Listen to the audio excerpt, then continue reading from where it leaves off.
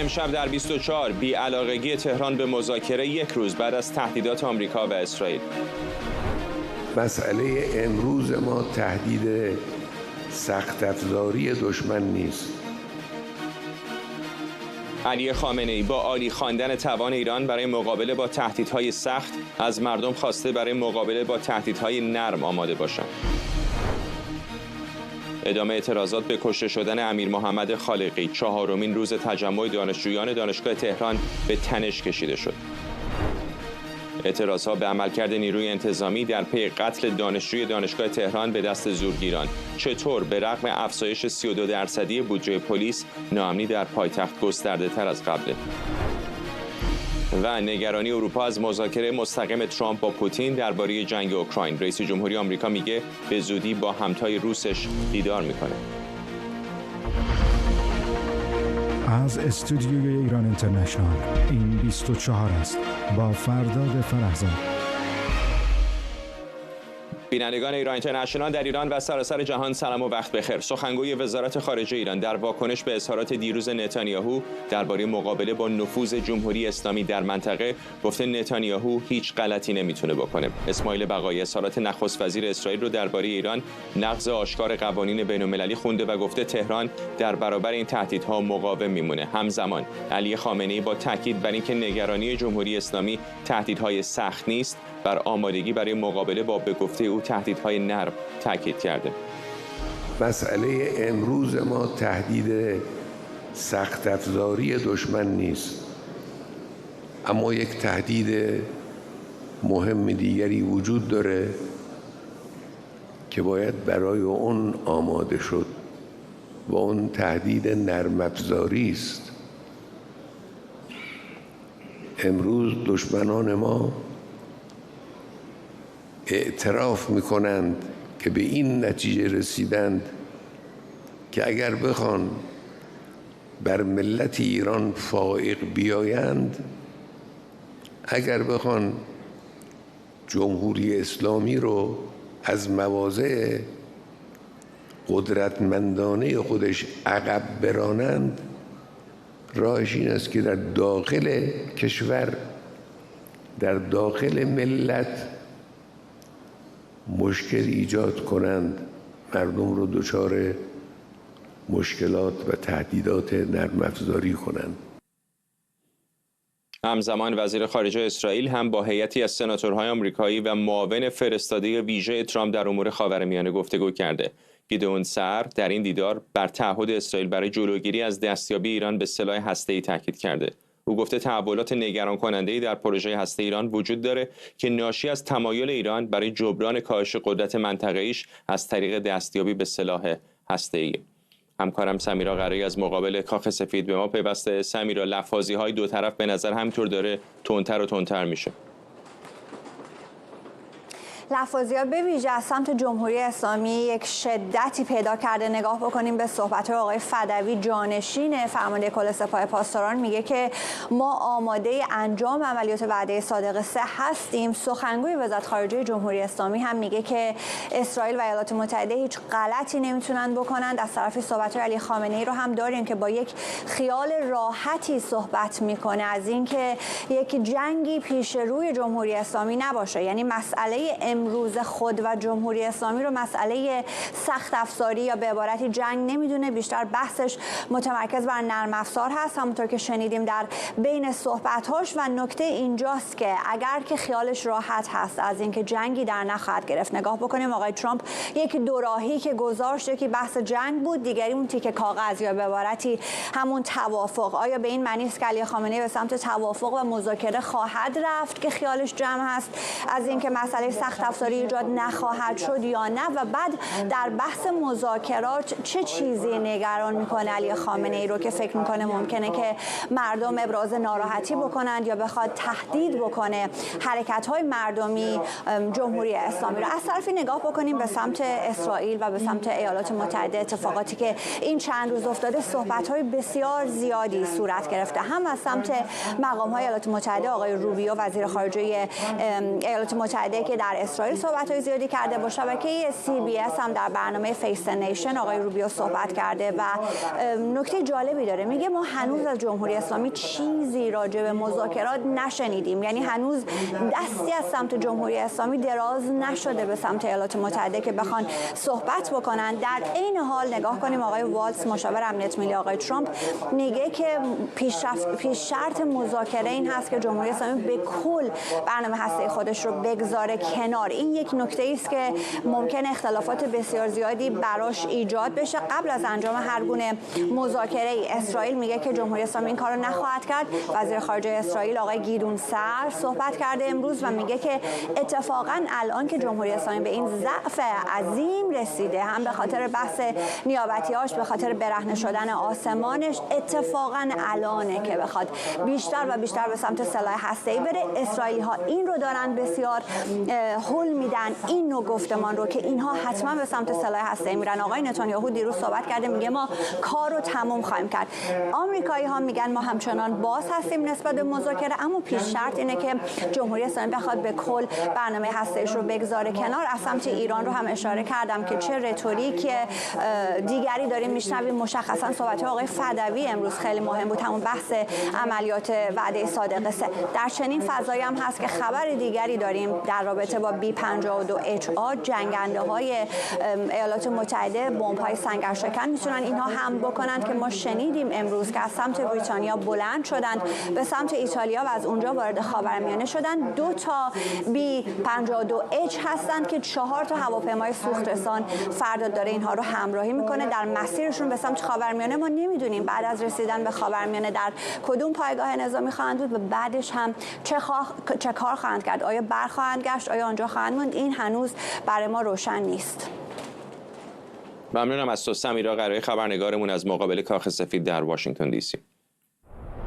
مهرداد قاسمفر، روزنامه‌نگار و تحلیلگر مسائل ایران از ویرجینیا با ما. قاسمفر، چطور تفسیر میکنید حرفای خامنه‌ای رو که میگه خیلی نگران درگیری سخت نیستم، تمرکز رو بیشتر روی رویارویی‌های به گفته اون نرم گذاشته؟ این در شرایطی که لفاظی‌های طرف‌های غربی رو می‌بینیم، حرف از احتمال رویارویی با ایران هست. همین الان که داریم حرف میزنیم چند بمب افکن B-52 عازم منطقه خلیج فارس شدن. چطور هستش که خامنه‌ای دست کم در ظاهر خودش رو نگران رویارویی سخت نشون نمیده؟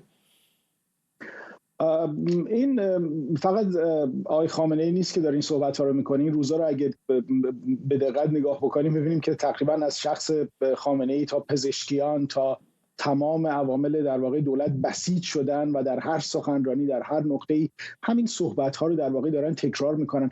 جمهوری اسلامی اصولاً وقتی که به یه مقداری به اصطلاح به شدت تحت فشار قرار می‌گیره شروع می‌کنه به استراتژی گفتار درمانی در داخل و سیاست‌های در واقع پنهان رو در خارج کشور ادامه دادن. من تصورم این است که الان آقای خامنه‌ای، البته این صحبتاش واقعا معلوم نیست برای کدوم ایرانه، به خاطر اینکه مردم ایران در درون که به هر حال شاهد وضعیت زندگیشون هستن، شاهد خبرها هم هستن، اما تصورم این است که جمهوری اسلامی الان دنبال این هست که با خرید در واقع یک دورانی با گفتار درمانی برای نیروهای سازمانی خودش یک فضا ایجاد بکنه که شاید بتونه واقعا یا وارد یک گفتگوی تقریبا مؤثری شاید بشه نهایتاً با طرفهای غربی که احتمالش روز به روز هی ضعیفتر و ضعیفتر شده تا الان، یا اینکه اگر نشه و در شرایط واقعا جنگی قرار بگیره پیش از اون بتونه مثلا یک برای احیای بازدارندگی خودش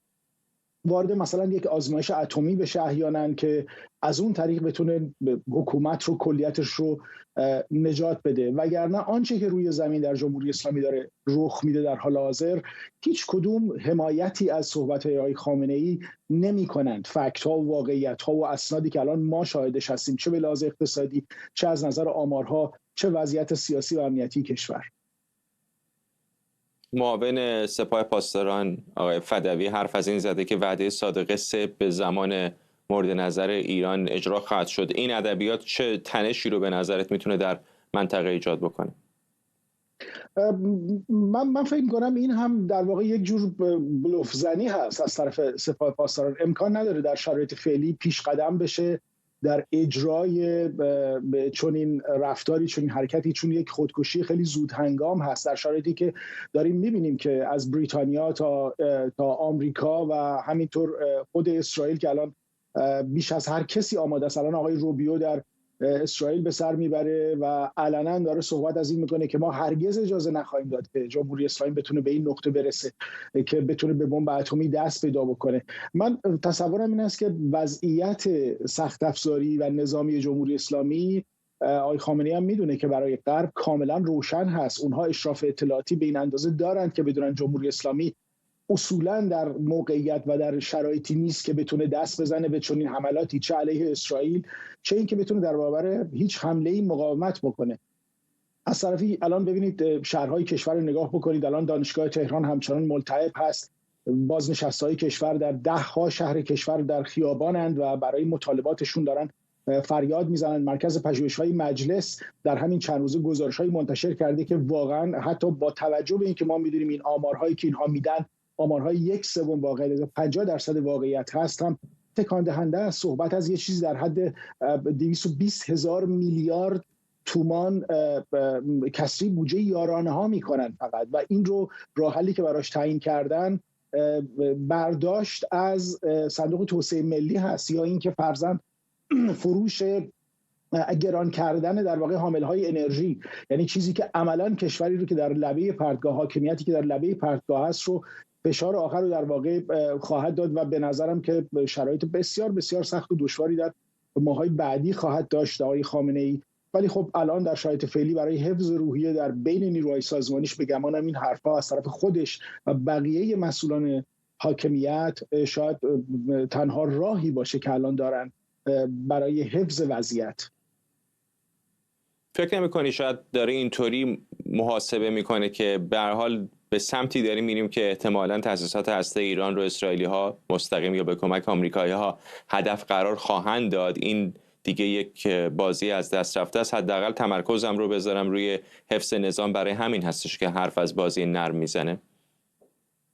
قطعاً آقای خامنه‌ای یا کلاً سیستم جمهوری اسلامی به خصوص هسته اصلی قدرت کاملا ایمان داره به این موضوع که این تهدید نیست دیگه این بار، و این اتفاقات به زودی ظرف چند ماه آینده، حالا معلوم نیست همین فردا باشه یا چند هفته آینده یا ماه آینده، ولی اسرائیل عملی خواهد کرد، امریکا هم عملی خواهد کرد. از طرفی مسئله تحریم ها رو هم در نظر بگیریم، اینها میدونن که در چه شرایط سختی هستن.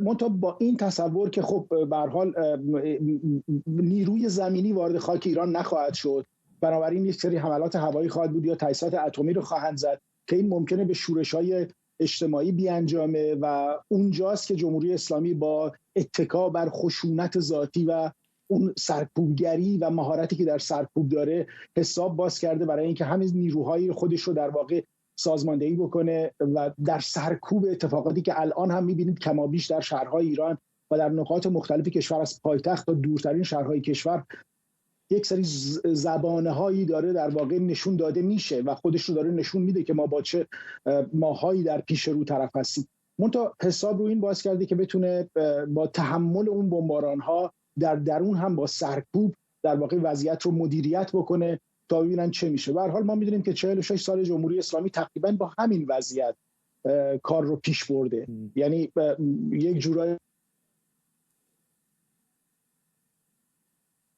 به نظر میاد که ارتباط حاکمیت رو پیش بردن، وگرنه هیچ راه حلی. ببخشید آقای قاسم‌فر، برای لحظاتی ارتباطمون باهاتون قطع شد، جملتون رو کامل بفرمایید.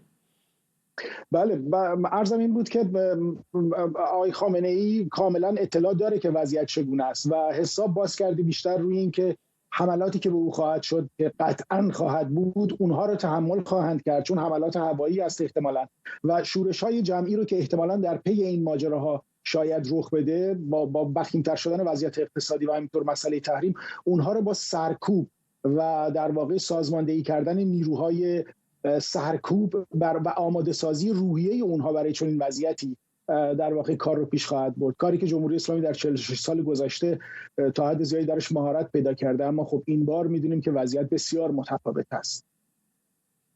ممنونم. مرداد قاسم‌فر، روزنامه‌نگار و تحلیلگر مسائل ایران از ویرجینیا. بهنام طالبلو، پژوهشگر ارشد در بنیاد دفاع از دموکراسی از واشنگتن با ماست. آقای طالبلو، آیا داریم میریم به سمت رویارویی؟ خیلی ممنون از دعوتت فرداد خان. ببین، به تدریج داریم به اون صورت میریم. اگه ما نگاه کنیم به این 1.5 هفته و نیم 2 هفته اخیری که خود آقایون بهش میگن دهه فجر، یه سری چیزا جمهوری اسلامی رونمایی کرده، یه موشک میانبرد سوخت جامد جدید، یه سری سیستم راداری و پدافندی که ادعا داشتن اسرائیلیا اینا رو نزدن. جمهوری اسلامی دنبال اینه که با یه نوع نمایش قدرت به نظر من پوشالی سعی کنه این بازدارندگی خراب شده خودش رو تیکه تیکه دوباره بسازه. لفظی اینو می‌بینیم، حرفای آقای خامنه‌ای، حرفای فدوی، حرفای دیگران. ولی به نظر من اسرائیل یه چیزی رو در سال 2024 یعنی سال اخیر به دست آورده. یعنی جمهوری اسلامی اسرائیل تشخیص داده تو اون 2 دهه اخیر جمهوری اسلامی یک رمز موفقیت در منطقه داشته و اون رمز موفقیت این بود یک جنگ محدود رو از طریق این شبه نظامی‌ها، از طریق این پراکسی‌ها، از طریق این میلیشیاها شروع کرده بود علیه نیروهای آمریکا، علیه اسرائیل، ولی در عین حال اجازه نمیداد یک جنگ غیر متعارف و غیر رو در رو علیه خودش صورت بگیره. و این 2 تا حملات پاسخی هوایی، یکی در آوریل و یکی در اکتبر، به وعده صادق 1 و وعده صادق 2 که اسرائیل پاسخ داد، به نظر من تشخیص داد که میتونه شروع کنه یک نوع به سمت یک نوع اقدامات لیمیتد یا موقت علیه جمهوری اسلامی، مخصوصا هم در خاک خودش. یعنی به نظر من در کوتاه بفرماییم داریم کم کم کم به اون صورت میریم. فکر نمی‌کنید در هسته تفکر جمهوری اسلامی زمان اون رسیده که برن به سراغ ساخت سلاح هسته‌ای؟ اتفاقا جمهوری اسلامی به نظر من از مرور کنیم به این تاریخ دسترسی به این توانایی هسته‌ای، به این قطعات یدکی که کمک میکنه اینا سانتریفیوژ بسازن، برمیگرده به زمان جنگی که خودشون میگن به اصطلاح خودشون دفاع مقدس یا جنگ تحمیلی. 1 سال یا 2 سال بعد از اون جنگ اینا رفتن سراغ یه سری توانایی، سراغ یه سری قطعات که بتونن خودشون برن سراغ اون بمب اتم. ولی بعد سال 2002 بعد از این تأسیسات نتنز و عرق و دیگران لو رفته بود به اصطلاح، اینا یه سیاست کجدار مریضی اول با اروپا بعداً با آمریکا شروع کرده بودن، ولی اون استراتژی و یا اون راهبرد رو به عبارت دیگر هیچ وقت نذاشته بودن کنار که برن سمت یک سلاح هسته‌ای. ولی در این 1 سال 2 سال اخیر با این کمبودی‌های شدیدی که ما دیدیم در سیاست خارجی و سیاست نظامی جمهوری اسلامی، اتفاقاً هدف داشتن یک سلاح هسته‌ای رو واسه جمهوری اسلامی پررنگ‌تر کرده. ولی الان خامنه‌ای هم سر یه دو راهی دیگه، اگه بره رسما سراغ اون سلاح، همونطوری که اتفاقا خود نیویورک تایمز هم 1.5 هفته پیش فرموده بود که شاید اینا برن دنبال یه چیزی به نام یک کرود نیوکلیر دیوایس که مثلا برخلاف یه سری تحلیلگرا که میگن 12 ماه یا 18 ماه یا حتی اکثر 24 ماه طول میکشه، اون حدوداً 6 ماه طول میکشه و بیشتر نمایشیه تا کمک به انبار کردن یک سلاح، یه سری سلاح‌های هسته‌ای. ولی اگرم بره به اون سمت، همونطور که یه سری سازمان‌های اطلاعاتی already نفوذ کردن توی سازمان‌های اطلاعاتی و امنیتی خود جمهوری اسلامی، شاید جمهوری اسلامی بترسه این لو بره و اونم به جای یه حملات محدودی بشه، یه حملات شدیدتر هم از طرف اسرائیل هم از طرف آمریکا بشه. برای همین به نظر من خود علی خامنه‌ای و سپاه در سر این دوراهی موندن.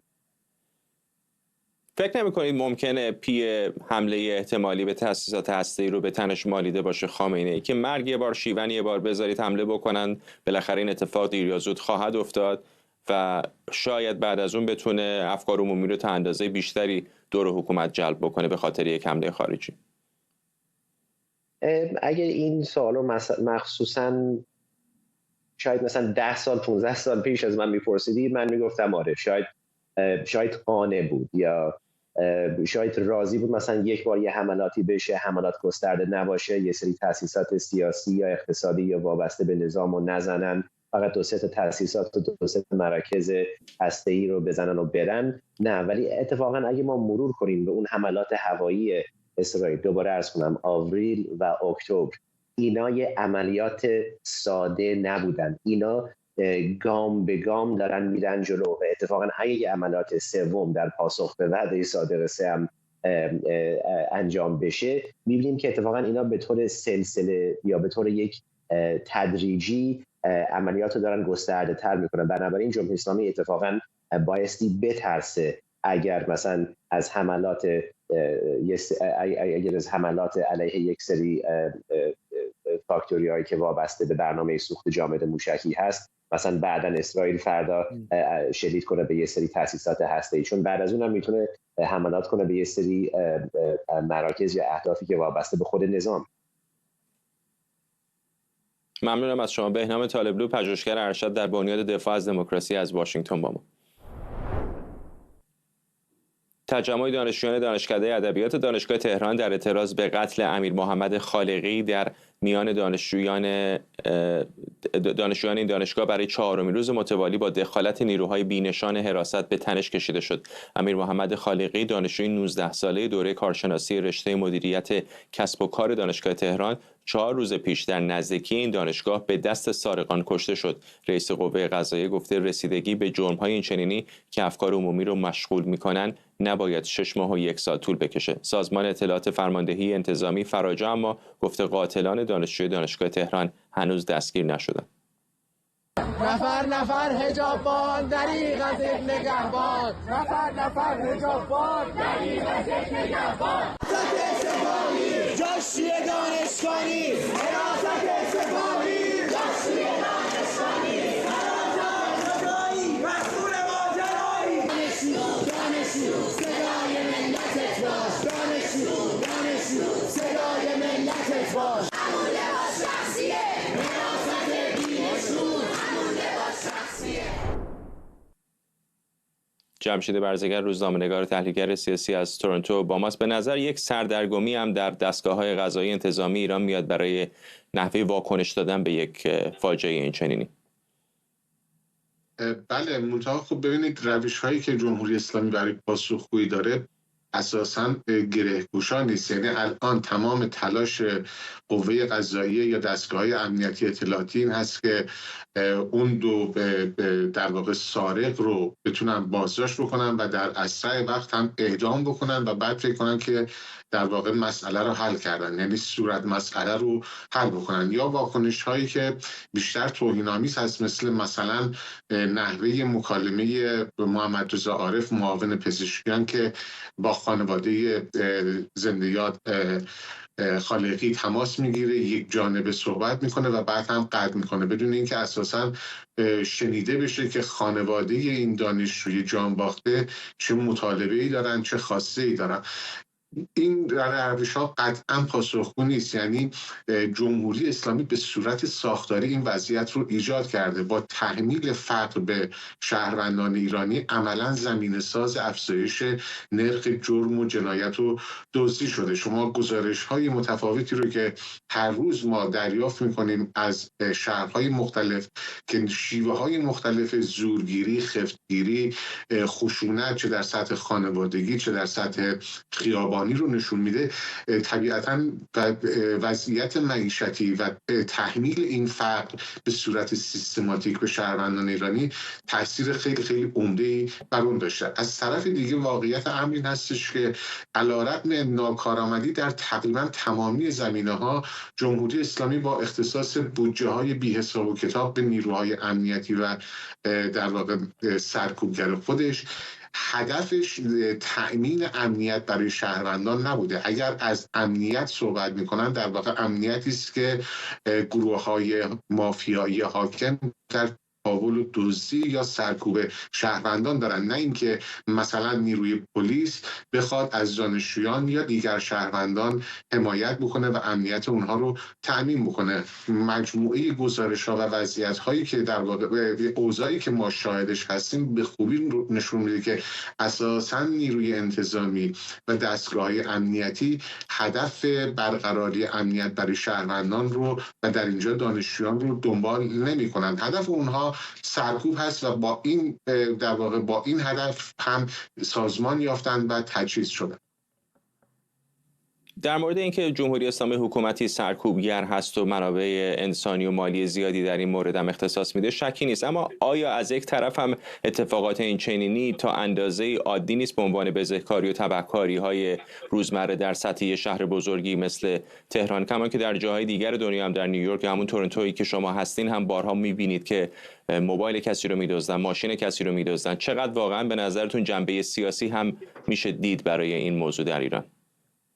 ببینید، من فکر میکنم خود دانشجویانی که در اینجا هدف این حملات بودن به طور روزمره بارها گزارش دادن در چند ماه گذشته بیش از 90 مورد زورگیری و در واقع سرقت از دانشجویان در همین منطقه کوی دانشگاه امیرآباد کیشا گزارش شده و پلیس هیچ اقدامی برای اون انجام نداده. شعارهای دانشجویان نشون میده که مسئله واقعا چیزی به مراتب فراتر از بزهکاری و جرمی است که شما اشاره کردید در شهرهای بزرگ میتونه وجود داشته باشه، ولی خب نوع تاش رو ببینید. شما در این شهرها نمیبینید که به این راحتی و به طور مکرر مثلا دانشجویان هدف قرار بگیرن و یکی از اونها هم جان خودش رو از دست بده، یا نمونه های دیگه‌ای که در واقع در شبکه‌های اجتماعی فیلم هاش منتشر میشه از قمی‌کشی‌ها، از زورگویی ها.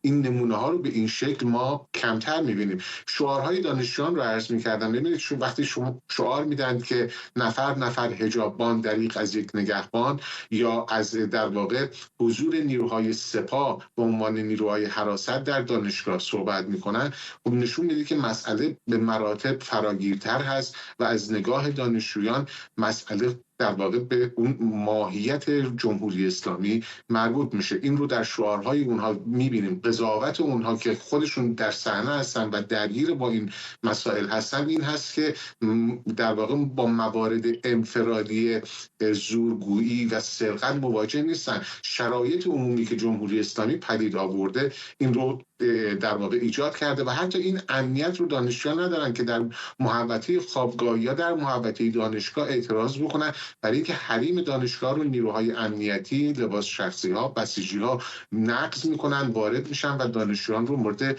ضرب و جرح قرار میدن بدون اینکه در واقع این اقدام رو برای امنیت اونها انجام بدن به طور متقابل. ممنونم از شما. جمشید برزگر، روزنامه‌نگار و تحلیلگر سیاسی از تورنتو. قتل امیر محمد خالقی دانشجوی دانشگاه تهران شامگاه چهارشنبه هفته پیش در نزدیکی خوابگاه به دست زورگیران واکنش‌های گسترده‌ای رو به همراه داشته. این قتل در حالی رخ داده که بودجه نیروی انتظامی امسال به 88,000 میلیارد تومان افزایش یافته و به ازای هر شهروند بیش از 1 میلیون تومان برای این نهاد اختصاص داده شده. با این حال دانشجویان بارها درباره ناامنی اطراف خوابگاه‌ها هشدار داده بودند، در حالی که پلیس برای تامین امنیت برخی مناطق از جمله کوهستان‌ها یگان ویژه مستقر کرده. در واکنش به افزایش زورگیری‌ها به شهروندان پیامک فرستادند که خودشون بیشتر مراقب باشند. رضا حاجی حسینی، روزنامه‌نگار از مالمو، با مسابقه حاجی حسینی به گمانم چیزی که بسیاری رو کلافه کرده صرفا فقط اتفاق تبهکاری این چنینی نیست. این نکته اصلی این هستش که جمهوری اسلامی منابع انسانی و مالی زیادی رو اختصاص میده برای آنچه که حفظ امنیت اجتماعی مثلا میخونه در اطراف دانشگاه‌ها، برای نظارت مثلا حجاب دانشجویان، ولی بعد در عین حال میبینیم که زیر همین نظارت‌ها اتفاقات این چنینی میفته که یک دانشجو لپتاپش رو از دست میده و بعد به خاطر اون جانش رو. در واقع این بودجه ها هزینه میشه برای مراقبت از نظام و ایدئولوژی حاکم، نه برای حفاظت از شهروندان. اونچه که اتفاق افتاده این است که شهروند و جمهوری اسلامی عملا در تقابل با خودش میبینه اقدام او تهدید نظام حاکم تلقی میشه، هر نوع اعتراض او تهدید نظام حاکم تلقی میشه. یعنی همین الان ما میبینیم اعتراضات دانشجویان در فضای خود دانشگاه هم سرکوب میشه با حضور نیروهای لباس شخصی، عوامل امنیتی و تحمل نمیشه که یک اتفاق این چنینی که افتاده است که بله درسته که میتونه در هر جای دنیا اتفاق بیفته، ولی ما در هر جای دنیا نیروهای حجاببان نداریم. در هر جای دنیا پلیس به سرعت خودش رو در مورد یک گزارش در واقع نقص حجاب اجباری به محل نمیرسونه. این تفاوتی است که وجود داره و خب چنانکه عرض کردم نیروهای نظامی و امنیتی با بودجه کلانی که هزینه میشه و این بودجه ها بعضا محرمانه است، حتی امکان حسابرسی و در واقع نظارت بر اونها وجود نداره، شرایطی رو ایجاد کرده که عملاً فریاد شهروندان از این بلنده که چطور در مرکز شهر تهران این عوامل امنیتی با این همه ادعایی که به هر حال مطرح هست نمیتونن تأمین بکنند شرایط ایمنی یک دانشجو رو. ضمن اینکه ما میدونیم موارد متعدد زورگیری، خفتگیری اینها وجود داره، ویدیوهای مختلف در واقع در طول یک روز ممکنه که منتشر بشه از چنین اتفاقهایی، ولی کسی خودش رو مسئول نمیدونه برای اینکه سطح امنیت رو بالاتر ببره و از اون سو میزان فقری هم که در جامعه در واقع به وجود آمده شرایطی رو ایجاد کرده که اساساً زنجیره‌ای از مشکلات و معضلات به وجود آمده، از آسیب‌های اجتماعی به وجود آمده که اتفاقا خود این زورگیرها که الان مرتکب این قتل هم شدند خودشون قربانی این شرایطن. و بعد وجه دیگه‌اش این است که این افراد در واقع اگر بازداشت بشند هم با حکم اعدام روبرو میشند و ما میدونیم که چه تعداد اعدام در طول سالهای گذشته برای این جرایم اتفاق افتاده اما اساساً تأثیری در وضعیت نگذاشته. من یک نگاهی هم به خود بودجه اگر بکنم، در سال 1403 470,000 میلیارد تومان برای نیروهای مسلح بودجه در نظر گرفته شده که این جدای از 132,000 میلیارد تومان است که نفت خام در اختیار نیروهای مسلح گذاشته شده که به فروش برسونند و بعد 88,000 میلیارد تومان از این بودجه سهم در واقع فرماندهی انتظامی است که میدونیم برای طرح‌های مختلف از جمله طرح نور و موارد اینچنینی هزینه میشه، ولی در این حال اینها هم بودجه‌های محرمانه تلقی میشن و ما به طور مشخص نمیدونیم که این عدد چقدر بوده. این بودجه سال 1402 67,000 میلیارد تومان بوده که 21,000 میلیارد تومان افزایش داشته، یعنی 32% در سال جاری این بودجه افزایش پیدا کرده. اما مشخصاً میشه به تأکید گفت که احساس امنیت در جامعه ایرانی طبیعتاً رشدی نداشته و چه بسا روند معکوس وجود داشته و شهروندان خیلی بیشتر احساس ناامنی پیدا کردن. ممنونم. رضا حاجی حسینی، روزنامه‌نگار از مالمو. همزمان با سفر هیئت‌های عالی رتبه آمریکا و روسیه به عربستان سعودی، زلنسکی هم به امارات متحده عربی رفته. همزمان بعد از اعلام تصمیم دونالد ترامپ برای مذاکره مستقیم با ولادیمیر پوتین بدون مشارکت کیف و کشورهای اروپایی، رهبران اتحادیه اروپا برای گفتگو درباره نحوه واکنش به این تغییرات در پاریس جمع شدند. CNN میگه دونالد ترامپ به انزوای بین‌المللی رئیس جمهوری روسیه پایان داده. اتحاد غرب در مورد جنگ اوکراین رو برهم زده و در مورد اینکه واشنگتن تا چه حد برای دفاع از اروپا پیش میره تردید ایجاد کرده که نشان دهنده تغییری خیره کننده به سمت پوتین و دور شدن از متحدان سنتی آمریکاست. بریم به کنگره آمریکا همراه بشیم با خبرنگارمون آرش علایی. آرش، واکنش‌ها بسیار زیاد بوده به این تغییر رویکرد اساسی ایالات متحده آمریکا در دوران زمامداری دوم آقای ترامپ در مورد متحدانش در اروپا و نحوه‌ای که داره با جنگ اوکراین برخورد میکنه. خب اگه اروپایی‌ها شوکه شدن، دلیلش این است که در طول این 8 سال گذشته هیچ چیز یاد نگرفتن از انتخابات آمریکا، از اون چیزی که مردم آمریکا میخوان، از اون فشارهایی که در داخل آمریکا وجود دارد، مخصوصا از لحاظ اقتصادی، در شرایطی که این کشور هنوز بعد از چند ماه که از حادثه‌هایی مثل طوفان کارولینای شمالی گذشته است، هنوز مردم این منطقه نتوانستن کمک‌های دولتی دریافت کنن، کمک‌های فدرال دریافت کنن. بعضیشون هنوز توی چادر زندگی میکنن. خیلی سخت است که بخواید راضی بکنید مردم آمریکا رو که بخوان میلیاردها دلار پول بریزن در یک جنگی که معلوم نیست تهش چی هست. همونجور که شما گفتید، آقای مارکو روبیو وزیر امور خارجه آمریکا وارد عربستان سعودی شد. ساعتی پیش خود تلویزیون عربستان سعودی یک تصاویری نشون داد از ملاقات مارکو روبیو با محمد بن سلمان یا MBS ولیعهد عربستان که در واقع همه کاره اون کشور هست. آقای مایکل والتز هم حضور داشت، مشاور ارشد امنیت ملی. همینطور آقای استیو ویتکاف، نماینده آقای ترامپ در امور خاورمیانه، و اینها در حالی در عربستان سعودی حضور دارند که دیمیتری پسکوف، سخنگوی کرملین، اعلام کرده است که هیئت روسی هم به زودی وارد عربستان سعودی خواهد شد. واضحاً از سیگنال هایی که آقای ترامپ میدهد مشخص است که آمریکا تصمیم گرفته است با روسیه به طور مستقیم مذاکره کند. آقای کیث کلاگ، ارتشبد بازنشسته که الان نماینده ترامپ در امور اوکراین هست، به آقای زلنسکی گفته است که دفعات قبلی که دو کشور سعی کردند به توافق صلحی برسند و شکست خورده است، آقای کیت کلاگ به زلنسکی گفته است یکی از دلایلش این بوده است که طرف‌های درگیر دور میز زیاد بودند. و الان فرداد خیلی رک و راست به اوکراینی‌ها و اروپایی‌ها گفتند شما این دور رو فعلا بیرون بچین.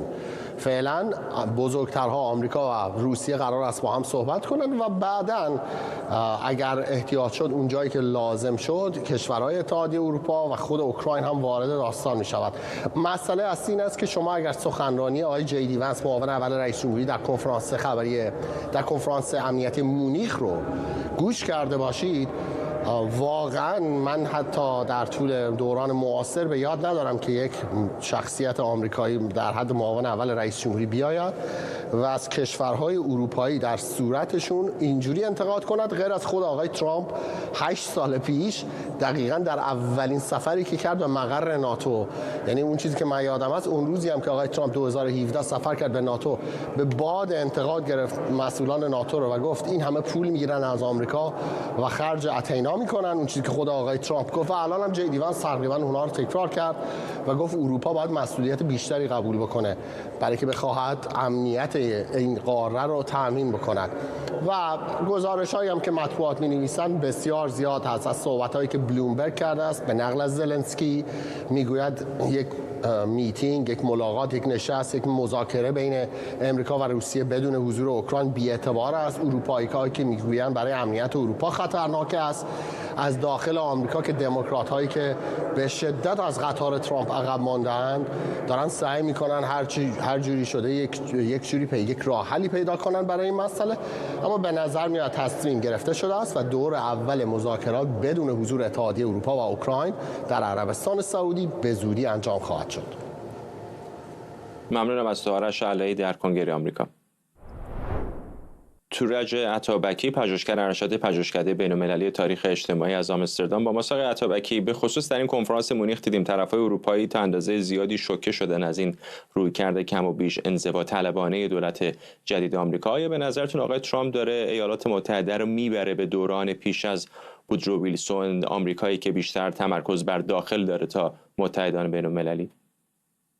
اجازه بدید بگم که گفتگوهای امروز پاریس، حواشی که در این گفتگوها ما شنیدیم و داشتیم، همه حاکی از اینه که یه چرخش بسیار بزرگی در سیاست بین الملل بعد از 70 سال به چشم میخوره. 70 سالی که جنگ سرد بود و ایالات متحده امریکا و اروپا در کنار همدیگه در مقابل اتحاد جماهیر شوروی ایستاده بودند. حالا ما زمامداری داریم در امریکا که پایبند به میثاق‌های کهن نیست. این نمایندگی هم نمی‌کنه از سرمایه‌داری امریکا و نمایندگی هم نمی‌کنه از تمام جمهوری‌خواها. بخش‌هایی هستند در حزب جمهوری‌خواه که هنوز معیارهای پیشین رو قبول دارن، اما ما با کسی روبرو هستیم که در حقیقت رویکردش به روابط بین الملل رویکردی که با معیارهای پذیرفته شده 70 سال گذشته به هیچ رو سازگار نیست. مسئله هم مسئله اوکراین نیست.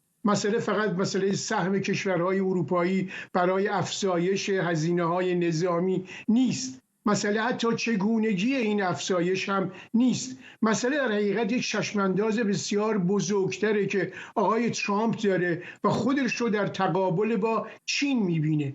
با شرق آسیا میبینه و گمان میکنه که میتونه روسیه رو از دامن چین بیرون بکشه، متحد خودش بکنه و بنابراین چین رو در انزوا قرار بده. در حال حاضر آنچه که به جد برای ترامپ مهمه اینه که جهان قرن 21 جهان دو ابرقدرت، ایالات متحده امریکا و چین، و در این زمینه باید در حقیقت ایالات متحده امریکا روسیه رو به طرف خودش بکشه و در خاورمیانه دو قدرت مطرح رو در حقیقت به عنوان کارگزاران خودش بنشونه تا بیشترین توجه رو به شرق. فکر میکنید بیراه فکر میکنه در این مورد؟ عربستان سعودی و یکی اسرائیل. فکر میکنید در این مورد که تهدید اصلی رو چین میبینه نه فدراسیون روسیه، تعبیر و تصور بیراهیه؟ به گمان من تصور درستی نیست، به خاطر اینکه روسیه نشون داده بعد از فروپاشی اتحاد جماهیر شوروی که رویای بازگشت به مرزهای پیشین رو داره. این رو جا به جا در گرجستان، در اوکراین، در کشورهای بلاروس و از اینجا ما داریم. در حقیقت آنچه که به جد اروپا رو نگران میکنه و این نگرانی هم به داوری من نگرانی درستیه. خرج‌هایی که اروپا کرده خرج اتینا نبوده، خرج‌هایی که بوده در جنگ سرد تونسته در حقیقت امنیت غرب رو، امنیت ایالات متحده امریکا رو، امنیت اروپا رو تأمین کنه، وگرنه ما در حقیقت با یک جهان کاملا متفاوت‌تری باید روبرو می‌شدیم. در حال حاضر آنچه که به جد مطرحه اینه که روسیه در حقیقت بخش‌های از اتحاد جماهیر شوروی جدا شده از جمله و به ویژه کشورهای بالتیک رو از آن خودش میکنه، رویای برپایی پیمان ورشو رو داره و از این دست و اینا همه حاکی از اینه که جهان ما در حقیقت زیاد هم از جنگ سرد دور نشده، اما جنگ سردی که صورتهای مختلف اجرایی داره. ما در حال حاضر با ریاست جمهوری در ایالات متحده امریکا هستیم که نمیخواد از جنگ سرد درس بگیره، حتی نمیخواد نوع سویه تازه تری از جنگ سرد رو بپذیره، بلکه میخواد به تمام میراثی که جنگ سرد برای کشورهای اروپا و ایالات متحده امریکا داشته پشت کنه. این که روسیه به دنبال کشورگشایی است فکر میکنم شک چندانی در موردش وجود نداره، اما در مقایسه با چین فکر نمی‌کنید توان بسیار کوچکتری داره برای تغییر نظم کل کره زمین؟ یعنی نگرانی بزرگتر فکر نمی‌کنید که واقعا چین خواهد بود در دهه آینده؟ بی تردید اشارتون کاملا درسته. همچنان چین تهدید بزرگی برای ایالات متحده امریکا، اما تلاش در حقیقت ترامپ به انزوا کشیدن چینه. توجه ترامپ به شرق آسیاست و به انزوا کشوندن چین تا اونجایی که ممکنه. گمان میکنه این داوری در حقیقت آقای ترامپ که روسیه یک سرزمین بسیار بسیار پهناور با امکانات بسیار گسترده طبیعی میتونه در حقیقت موجد ایجاد کننده منابع خام برای صنعت رو به رشد چین باشه. اگر بتونه این رو از منظومه چین خارج کنه روسیه رو و به دامن خودش بکشونه، متحد خودش رو قرار بده، میتونه در حقیقت در برابر چین بایسته. همینجا اشاره کنم که اتحادیه اروپا هم، کشورهای اروپا هم در حقیقت اشراف دارن به این وضعیت. اون ستیزی که در حقیقت ایالات متحده امریکا با چین داره کشورهای اروپایی ندارن. کشورهای اروپایی قبول کردن که جهان قرن 21 جهانی است که حتما توش یک قدرت مطرحی هستش و اتحادیه اروپا و کشورهای اروپا باید به همزیستی با چین برسند. ممنونم از شما. تورج عطابکی، پژوهشگر ارشد پژوهشکده بین‌المللی تاریخ اجتماعی از آمستردام هلند.